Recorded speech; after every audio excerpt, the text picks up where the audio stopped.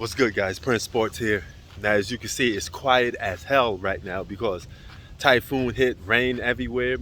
All stores are closed. Every business is closed. As you can see, you see that? It's ghost town right here. Just take a look around me, the surroundings. You just hear wind and yourself. I actually like it because it's cool and calm and collective. And it's like the calm before the storm. But right now, I'm about to bring the storm on the NBA and how they've been blackballing Carmelo Anthony. Now, Carmelo Anthony was last seen playing on the Los Angeles Lakers, right? He got picked to play on that team by LeBron James. LeBron gave him a call and said, hey, it's time for us to play together. I mean, you know the story. You could go and do research on how Carmelo Anthony explains how he got on the Lakers. It pretty much was one simple phone call from LeBron James, and that was a wrap. So LeBron gave his buddy a chance to play basketball. Now, during that time, Carmelo Anthony entered the top 10 scorers list, right? He's on the list for the top 10 scorers of all time. Now, it's a record. Records are made to be broken, but he's a perfect example that records in the NBA, a lot of them are held differently, and there's narratives behind it. When it comes to breaking certain records, like a scorers list, you can only break that record if the NBA allows you to. Because if the NBA blackballs you, they don't like your personality, they consider you a cancer to a team. Even if you're healthy, you're not going to have a chance to move up on that list. And that's the same thing that's going to happen to Carmelo Anthony. He has a chance to creep up on that list. And he has a chance to move up even probably in the top 5. But the NBA won't give him a chance to do that. He could actually start or come off the bench on certain teams, depending on what team that you have him coming off the bench for. But Carmelo Anthony could shoot, he could score, and he could still do it right now in today's league where it don't take that much to put the ball into the basket, to be honest with you, right? So you see how a team won't even give him a chance to even go further on that all-time scorers list. Now, you hear me say a million times, I don't care about records that could be consistently broke, okay? So I care about individual accolades and winning more than anything, stuff that can't be taken away. I value MVPs more than moving up on an all-time scorers list because the MVP stays with you. A defensive player of the year stays with you. It's locked in history. Nobody could take it away from you. You own that moment. You own that award. It's locked, okay? Nobody could take it away from you. Nobody could take a championship away from you.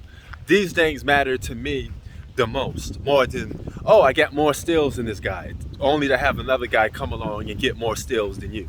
Okay, that don't mean nothing to me. But to certain players, it do mean a lot.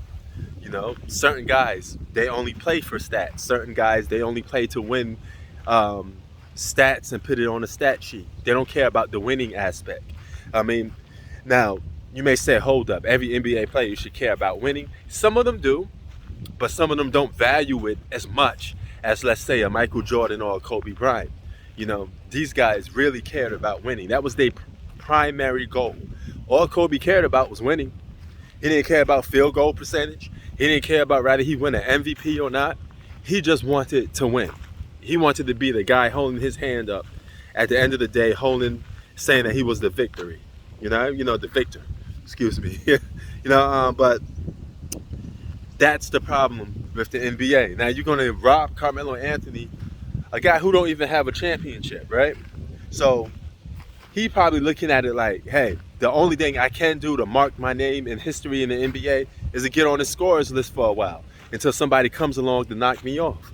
Let me at least have that because I didn't win the championship. But the NBA won't give him that, right? And you got guys like LeBron, Jordan, and Kobe. They could play in the league as long as they want because they're superstars and they're almost icons to a point that they're well known everywhere around the world.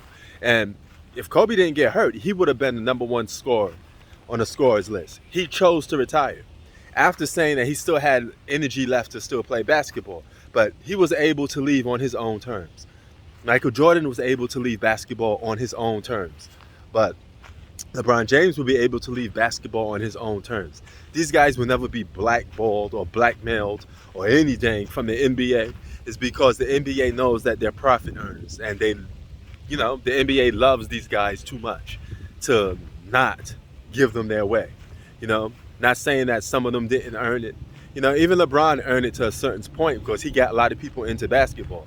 You know, the truth of the matter is a lot of guys became basketball fans from watching LeBron. A lot of guys became basketball fans from just watching Mike or Kobe. These guys are trendsetters for basketball. I would never take that away from neither one of those three guys. But at the same time, winning should always be the main objective, and at least collecting individual accolades. But the NBA did Carmelo Anthony dirty. You can see he don't even have a team right now to go to, and there's a lot of teams that could use a little extra scoring coming off the bench, or even if you're a bad team, you could have him as a starter. Sports out. Peace.